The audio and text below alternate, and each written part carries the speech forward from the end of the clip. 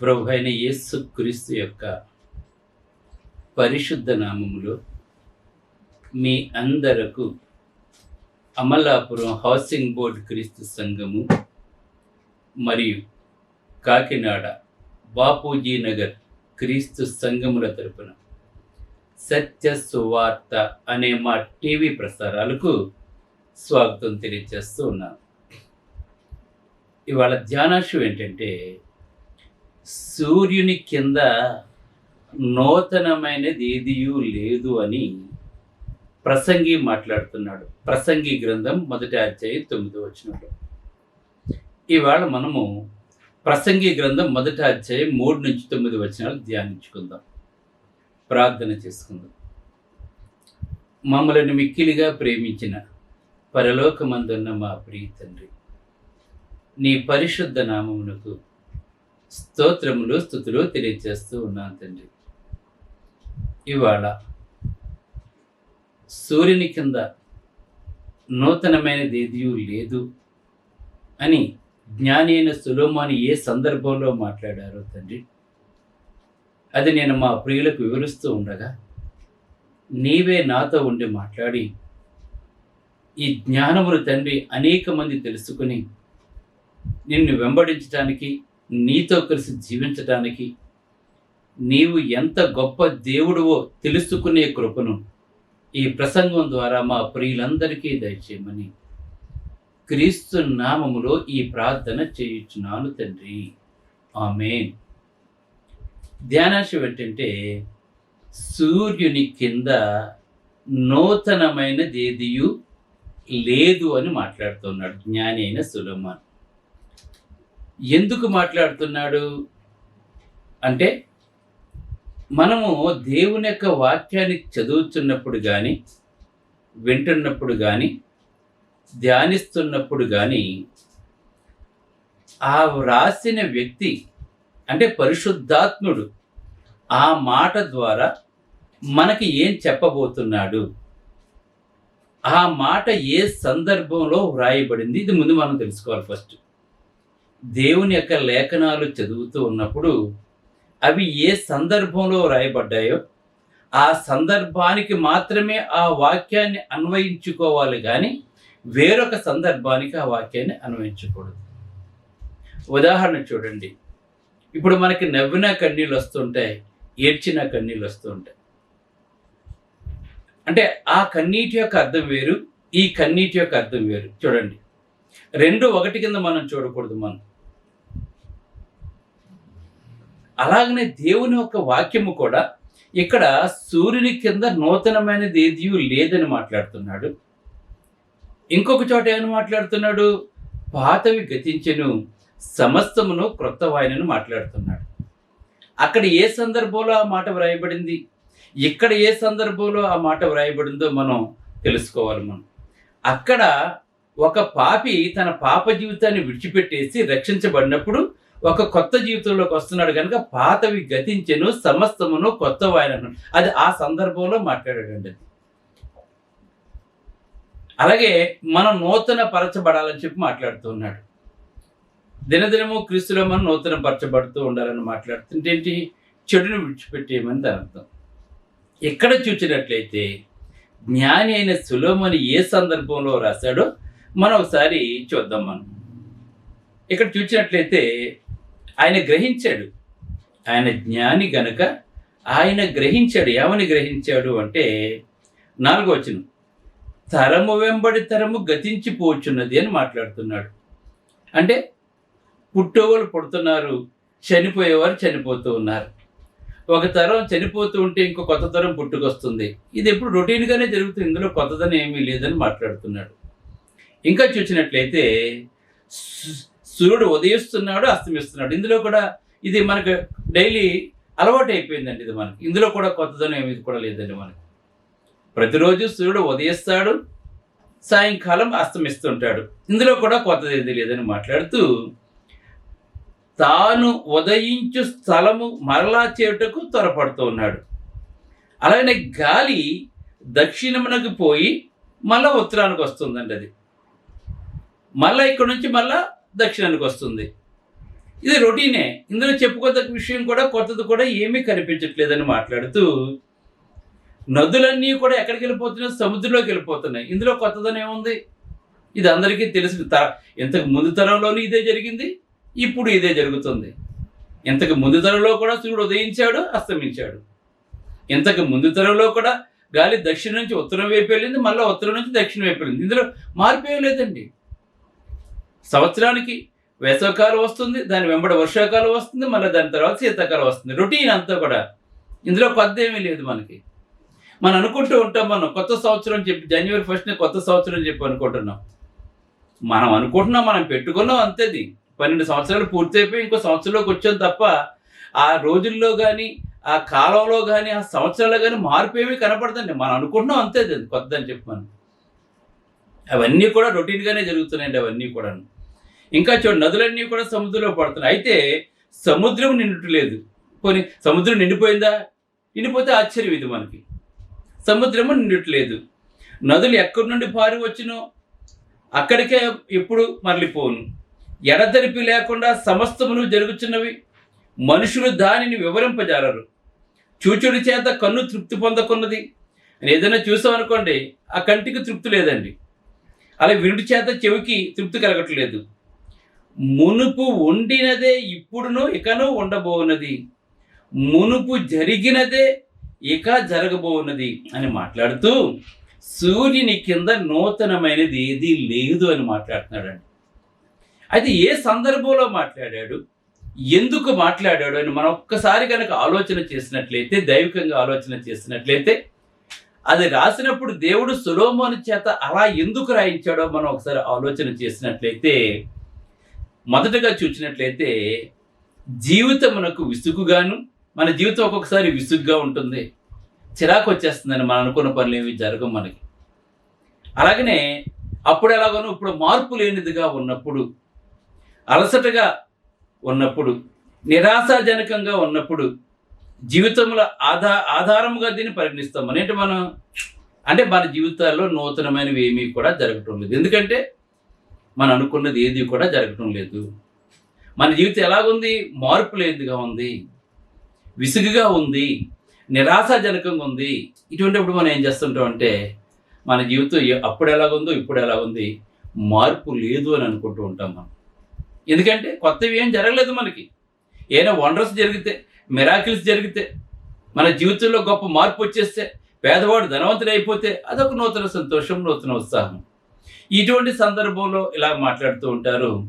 రెండవది ఏంటంటే, ఇంకొకటి ఏంటంటే, ఇలా జరిగినప్పుడు దేవుడు లేని జీవితము అలసటతో కూడి ఉంటుందండి.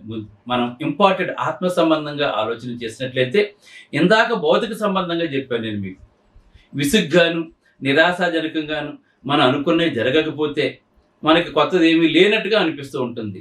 నెక్స్ట్ రెండో థింగ్ ఏంటంటే, మనం దేవుడు లేని జీవితం అలసటతో కూడినది మరియు నిరీక్షణ లేనిది. అలాగనే ఆదరణ, ఉత్సాహము, స్థిరత్వం మరియు నిరీక్షణ. అలా దేవుడు ఉన్నాడు అనుకోండి, మనకి దేవుడు ఉన్నాడని అనుకుంటే ఇప్పుడు ఏమవుతుంది? నీకు ఇప్పుడు దేవుని వల్ల నీకు ఆదరణ కలుగుతుంది, దేవుని వల్ల నీకు ఉత్సాహం కలుగుతుంది. అలాగనే నీ జీవితం కూడా స్థిరపరచబడుతూ ఉంటుంది దేవుడు ఉన్నట్లయితే. ఇది మనం అంటే కంపేర్ చేసుకున్నట్లయితే, ఒక నిరుత్సాహంగా ఎప్పుడు ఉంటాడు మనిషి, అలాగనే ఆ నిరుత్సాహం నుంచి ఎప్పుడు బయటపడతాం మనం? దేవుడు మనతో ఉన్నాడు, దేవుడు గొప్ప కార్యాలు చేస్తాడు. నువ్వు దేవుని యందు నిరీక్షణ ఉన్నట్లయితే, ఆ నిరీక్షణకు ఫలితం వచ్చినప్పుడు నువ్వు ఉత్సాహాన్ని కలిగి ఉంటావు, నీ జీవితం ఒక స్థిరంగా ఉంటుందని చెప్పి దేవుడు తెలియజేస్తూ ఉన్నాడు. ఇంకా కనుక మనం చూసినట్లయితే, ఇప్పుడు మెయిన్ పాయింట్లోకి వచ్చినట్లయితే, సూర్యుని కింద నూతనమైనది ఏమీ లేదు అంటే ఏ సందర్భంలో మాట్లాడుతున్నాడంటే, సపోజ్ దేవుని గురించి ఏమైనా ఆలోచిద్దాం మనం. మన దేవుడు ఎలా ఉన్నాడో ఒకసారి చూద్దాం మనం. ఆయనలో మార్పు ఏమైనా వచ్చిందా? రోజు రోజు ఆయన నూతనంగా ఏదైనా మారిపోతున్నాడా దేవుడు? ఆయన ఆలోచన చేసినట్లయితే, ఎబ్రీయులకు రాసిన పత్రిక కనుక మనం చూసినట్లయితే 13వ అధ్యాయంలో ఒక మాట ఉందండి. ఎబ్రీయులకు రాసిన పత్రిక 13వ అధ్యాయము మనం 8వ వచనం చూసినట్లయితే ఇక్కడ మాట్లాడుతున్నాడు. ఎవరు మాట్లాడుతున్నాడంటే, జ్ఞాని ఎవరంటే అపోస్తలుడైన పౌలు గారు ఎవరు మాట్లాడుతున్నారంటే 13:8 ఇక్కడ చూడండి,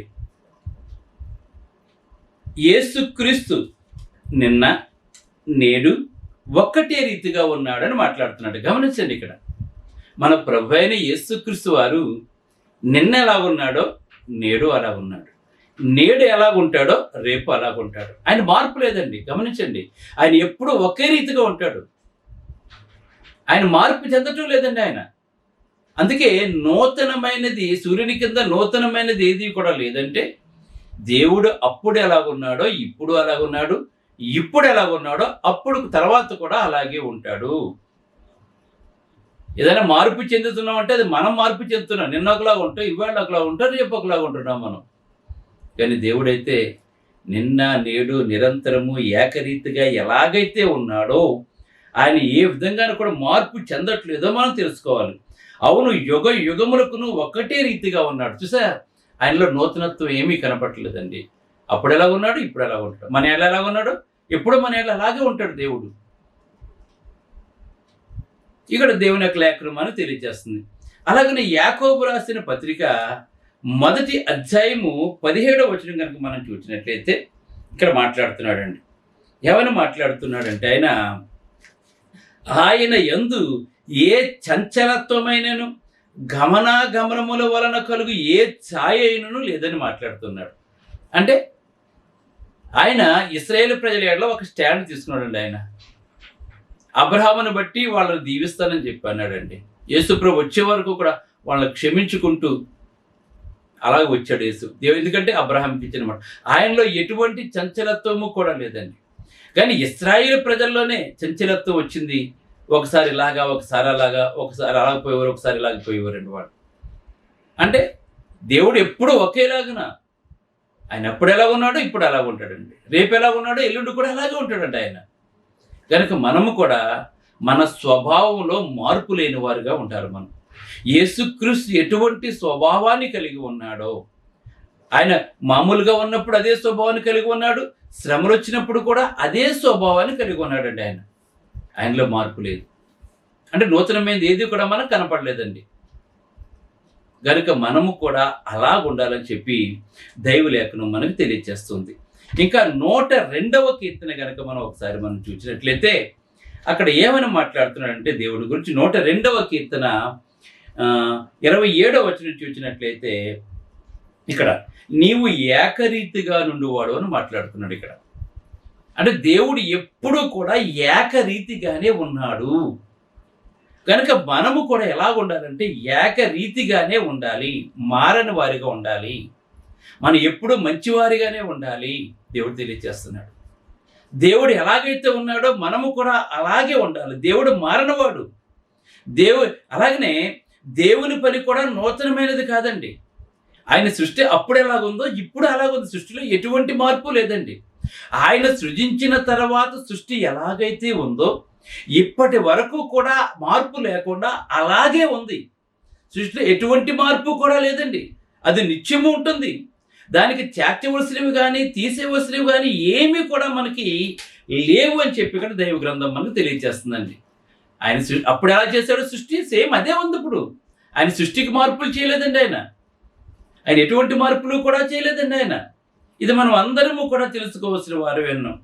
అలాగనే మానవుని ఎడల కూడా దేవుని యొక్క ప్రణాళికలు నూతనమైనవి కాదండి. దేవుడు ఆదామును సృజించినప్పుడు మానవుల ఎడల ఎటువంటి ఆలోచన కలిగి ఉన్నాడో ఇప్పటికీ కూడా దేవుడు అదే ఆలోచన కలిగి ఉన్నాడు. అందుకే దేవుళ్ళు ఎప్పుడు కూడా మార్పు కనపడదండి మనకి. అందుకే ఇక్కడ తెలియచేస్తున్నాడు. ఏమని తెలియచేస్తున్నాడు అంటే, ఇక్కడ నిత్యత్వంలో ఆయన ఎదుర్కొంటే మనం ఎప్పుడు కూడా సిద్ధపడాలి. మనం ఇప్పుడు చూడండి, ఆయన ఎందుకు సృజించాడు? కొంతకాలం భూమి మీద మనం జీవించి దేవుని నామానికి మహిమ తెచ్చి ఆయన కృపామహిమకు కీర్తి కలగటానికే దేవుడు మనల్ని నిర్మించాడు. ఎఫెసీ 2:10 మనకు ఉందండి అన్నమాట. ఆయన కృపామహిమకు మనం ఏం చేయాలి? మనం కీర్తి కలగజేయాలి. మనం అందుకు పుట్టించాడు మనల్ని. దేవదూతల్లో లోపాలు కనుక్కున్నాడట ఆయన. కానీ అలా ఉండకూడదని చెప్పి దేవుడు తన పోలిక చొప్పున తన స్వరూపం ముందు మనల్ని చేశాడు. దేవుని ఆత్మ మనలో ఉంది. దేవుని ఆత్మ మనలో ఉంది కనుక దేవుడు ఎలాగైతే ఉన్నాడో మనము కూడా అలాగే ఉండాలి. ఆయన నిన్న నేడు నిరంతరము ఒకే రీతిగా ఉన్నాడు. ఆయన మార్పు లేనటువంటి వాడు దేవుడు. ఆయనందు గమనాగమనాలు కానీ చంచలత్వం కానీ ఏమీ కూడా లేదు. కానీ ఇవన్నీ మనలో ఉన్నాయి. అందుకే మాట్లాడుతున్నాడు. ఎవరు మాట్లాడుతున్నాడు? ఎక్లీషియా 7:8లో దేవుడు నరులను యథార్థవంతులుగానే నిర్మించెను, కానీ వాళ్ళే వివిధమైన తంత్రాలు కల్పించుకున్నారు. చూసారా? దేవుడు మనం ఎప్పుడూ కూడా ఆయన ఎలాగైతే ఉన్నాడో మనము కూడా అలాగే ఉండాలని కోరుకున్నాడు దేవుడు మనల్ని. దేవుడు సృజించినప్పుడు, ఆదామును సృజించినప్పుడు ఆదాము యథార్థవంతుడే, అవ్వ యథార్థవంతురాలుగానే ఉందండి. కానీ తర్వాత వివిధమైన తంత్రాలు కల్పించుకొని వారు పాపంలో పడిపోయారు. మనిషిలో మార్పు వచ్చింది కానీ దేవునిలో మార్పు రాలేదండి. పాపం చేయకముందు దేవుడు ఆదాముని ఎలాగైతే ప్రేమించాడో, తప్పు చేసిన తర్వాత కూడా వారిని క్షమించి తర్వాత కూడా అలాగనే ప్రేమించాడు దేవుడు. కానీ దేవుడు ఆయన ప్రేమిస్తున్నాడు, క్షమించడానికి సిద్ధ మనసు కలిగి ఉన్నాడు. కానీ మనమే మార్పు చెందుతున్నాం. మనం ఏకరీతిగా ఉండటం లేదండి. పరిస్థితులను బట్టి మారిపోతూ ఉంటాం. మనం నిన్న ఒకలాగా ఉంటే ఇవాళ ఒకలాగా ఉంటాం, రేపు ఎలాగుంటుందో మనకు తెలియదండి. ఇక్కడ బంధుత్వాలు కానీ అన్నీ కూడా మనకి ఎలాగుంటాయో మనకు తెలియదండి. అందుకే సూర్యుని కింద నూతనమైనది ఏది కూడా నిన్న జరిగింది ఇవాళ జరుగుతుంది, ఇవాళ జరిగిందే రేపు కూడా జరుగుతుందని చెప్పి సొలొమోను మాట్లాడుతున్నాడు. దేవుడు నిన్న ఎలా ఉన్నాడో నేడు అలా ఉన్నాడు, రేపు అలా ఉంటాడు. మనం ఎందుకు ఉండకూడదు? దేవుడు నరులను యథార్థవంతులుగానే కదా సృజించాడు దేవుడు. మరి ఎందుకు ఇలాగైపోతున్నారు? ఆయన ఏం చేసి యథార్థవంతులుగా చేసి చూడండి పరిశుద్ధంగా జీవించాలని కోరుకున్నాడండి ఆయన. మనం అందరము కూడా ఆయన పరిశుద్ధుడు గనక మనము కూడా పరిశుద్ధులుగా జీవించాలని కోరుకున్నాడు దేవుడు. నేను పరిశుద్ధుడి కనుక మీరును పరిశుద్ధులై ఉండడని పేతురు పత్రికలో తెలియజేస్తూ ఉన్నాడు దేవుడు. కానీ మనమే పాపులైపోతున్నాం, మనం దేవుని మాట వినకుండా. ఇంకా ఆయన యందు భయభక్తులు కలిగి ఉండాలని మనం కోరుకుంటున్నాడు దేవుడు. కానీ మనమే ఆయన యందు భయభక్తులు కలిగి ఉండట్లేదు. మార్పు చెందేది మనం అండి. దేవుడు తెలియజేస్తాడు ఇక్కడ మనం. మరియు నిత్యత్వంలో ఆయనని ఎదుర్కొంటకు సిద్ధపడాలని దేవుడు ఆశిస్తూ ఉన్నాడండి. దేవుడు మనల్ని శాశ్వతమైన వారుగా చేశాడు దేవుడు. ఈ సృష్టిలో ఏది శాశ్వతమైనది కాదండి. మన ఆత్మ శాశ్వతమైనది. దేవుడు శాశ్వతమైనటువంటి వాడు, దేవుడు సజీవుడు. మనము కూడా అలాగే ఉండాలని చెప్పి దేవుడు కోరుకుంటూ ఉన్నాడు. మరి మనం అలా జీవిస్తున్నాం? మనం ఎలా ఉంటున్నాం? నిమిషానికి ఒక రకంగా ఉంటున్నాం. ఆయనలో అయితే ఎటువంటి మార్పు లేదు. కానీ మనం డబ్బులుంటే ఒకలానా, డబ్బు బాగా ఎక్కువైతే గర్వంగా పెరిగిపోతుంటాయి, గర్వాలు పెరిగిపోతుంటాయి, మనుషుల స్వభావాలు మారిపోతుంటాయి. చూసారా? కనుక మనం అలాగ ఉండకుండా సమస్తాన్ని సృజించినటువంటి దేవుడు ఎలాగైతే ఉన్నాడో, యేసు ప్రభువు ఈ లోకంలోకి వచ్చినప్పుడు ఆయన అన్ని అధికారాలు శక్తులు కూడా కలిగి ఉండి ఎలాగైతే జీవించాడో మనము కూడా అలాగే జీవించాలని చెప్పి దైవలేఖనం మనకు తెలియజేస్తూ ఉందండి. అందుకే ఇక్కడ మాట్లాడుతున్నాడు. ఏమని మాట్లాడుతున్నాడు అంటే, దేవుడు యాకోబు రాసిన పత్రిక 13వ అధ్యాయము 14వ వచనం కనుక మనం చూసినట్లయితే, యాకోబు రాసిన పత్రిక మొదటి అధ్యాయం చూడండి.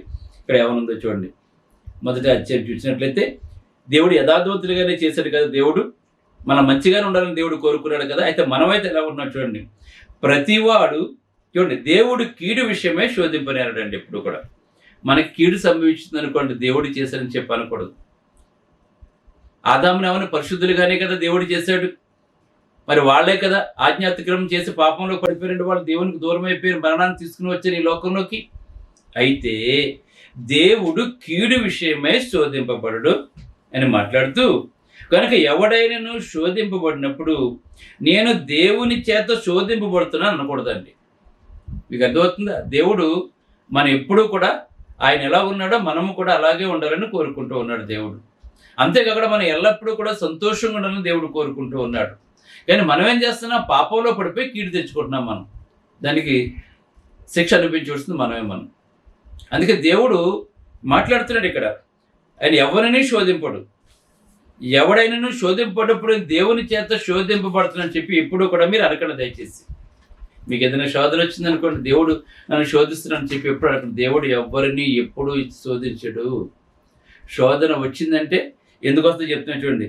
ప్రతివాడు తన స్వకీయ స్వకీయమైన దురాశ చేత ఏడవబడి, నీకు దురాశ ఉంటుందన్న మానవుడికి, ఆ దురాశ చేత ఏడ్చబడి మరులు కొల్పబడిన వారే శోధింపబడుతున్నారు. అది నువ్వెందుకు శోధింపబడుతున్నావు?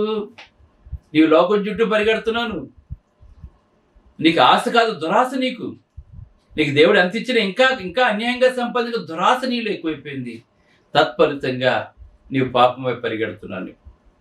కానీ దేవుడు నిన్ను పరిశుద్ధుడిగానే చేశాడు, దేవుడు నిన్ను యథార్థవంతుడిగానే చేశాడు. కానీ నువ్వే మారిపోతున్నావు నీ ఇష్టం వచ్చినట్టు. మార్పు లేనివాడు దేవుడు. సూర్యుని కింద ఎలా ఉన్నాయి అంతా, ఎలా సూర్యుని కింద ఏం జరుగుతున్నాయి అన్నీ ఇక్కడ తెలియజేస్తున్నాడు కదా.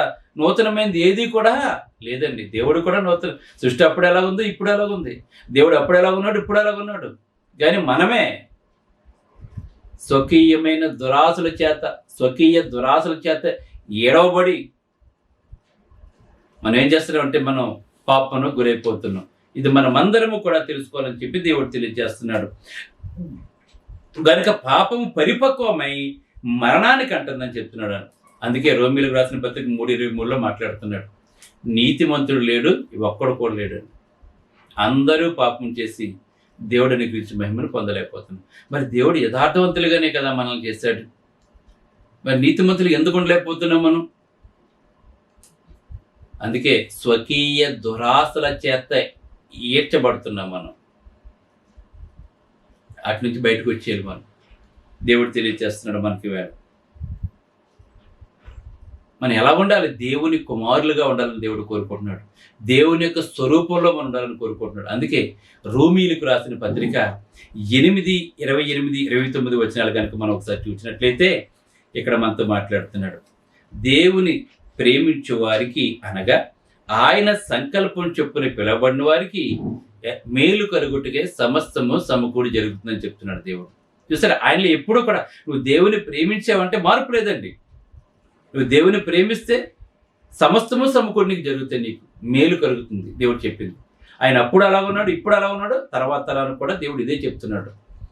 మేలు జరగటం లేదంటే దురాశ. నువ్వేం చేస్తున్నావు? దురాశ వైపు పరిగెడుతున్నావు. మనం యథార్థవంతులుగా చేస్తే యథార్థతను పోగొట్టుకుంటున్నాం మన వేళ మనం పాపం చేసి. అందుకే ఇక్కడ 29 వచనం, ఎందుకనగా తన కుమారుడు అనేక సహోదరులలో జ్యేష్ఠుడగినట్లు దేవుడు ఎవరిని ముందుగా ఎరిగినో వారు తన కుమారునితో సారూప్యము గల వారొకటికి వారిని ముందుగా నిర్ణయించుకున్నాడు. కనుక మనం అందరము కూడా దేవుని యొక్క కుమారుని సారూప్యంలో ఉండి ఆయన నిన్న నేడు నిరంతరం ఎలాగైతే ఉన్నాడో, ఆయన ఎలాగైతే సజీవుడు, మనము కూడా ఆయనతో పాటు సజీవులుగా ఉండాలని నిత్యత్వం ఉండాలని దేవుడు కోరుకుంటున్నాడు. కనుక ఆయనకే సూర్యుని కింద నూతనమైనది ఏది కూడా లేదు. సృష్టి అలాగే ఉంది, దేవుడు అలాగున్నాడు. కనుక మానవుడు సృష్టించినప్పుడు ఎలాగైతే ఉన్నాడో మనము కూడా దేవుని కుమారుని యొక్క స్వరూపంలో రక్షించబడే మనము కూడా అలా ఉండాలని చెప్పి దేవుడు కోరుకుంటూ ఉన్నాడు. ప్రార్థన చేసుకుంటాం. పరిశుద్ధుడు అయిన తండ్రి, పరలోకమందున్న దేవ, నీ పరిశుద్ధ నామమునకు స్తోత్రాలు తెలియజేస్తున్నావు తండ్రి. సూర్యుని కింద నూతనమైనది ఏ జీవి లేదని ప్రభా ఏ సందర్భంలో వ్రాయబడిందో తండ్రి, దాన్ని మా ప్రియులకు వివరించున్నాను తండ్రి. కనుక మేము కూడా యేసుక్రీస్తు యొక్క స్వరూపంలో ఆయన ఎలాగైతే ఉన్నాడో తండ్రి, మేము కూడా అలాగ ఉండాలి. ఆయన సజీవుడో తండ్రి, మేము కూడా సజీవులుగానే ఉండాలి ప్రభు. మేము ఎటువంటి దురాశల చేత ఏరబడకూడదు తండ్రి. మేము అలాగనే ఆయన ఎందు ఏ చంచలత్వమైనో గమనాగములైన లేవు కనుక మేము కూడా అటువంటి వారిగా ఉండకుండా ప్రభు, నీ యొద్దకు వచ్చేవారు గాను, నిత్య జీవం కొరకు ఎదురు చూసేవారు గాను, జాగ్రత్త కలిగిన జీవితాన్ని జీవిస్తూ అనేక మందికి లోకంలో మేలు చేస్తూ ఈ రక్షణ సువార్తను మేము అందరికీ అనేక మందికి ప్రచురపరుస్తూ నీ నామానికి సంపూర్ణమైన తెచ్చేలా చేయమని ఈ వాక్యం ప్రతి ఒక్కరిని పేరు వరుసన బలపరిచి దీవించి ఆశీర్వదించి వారి హృదయవాంఛలన్నీ తెచ్చి చక్కటి ఆరోగ్యము, ఆయుష్, శాంతి, సమాధానము తెచ్చేయమని ఈ దాసుడు చేస్తున్న సేవను బాగా దీవించి మా సేవ యొక్క సరిహద్దులు విశాలపరిచి నేను నా కుటుంబం ఎల్లప్పుడూ ఆరోగ్యం కలిగి సేవ చేసేలా చేసి మా సోదరులందరికీ మా ప్రార్థన సందేశమని క్రీస్తునామని వేడుకొనిచున్నాను తండ్రి. ఆమేన్. మీ అందరికీ వందనములు. బ్రదర్ జార్జ్ రాజు వారా, church of Christ, housing board, Amalapuram, near KIMS medical college, Konaseema district, 538201. Mobile number 9848730355, 92933174887. Email ID georgerajuvara@gmail.com. Website www.helpingforpoor.com.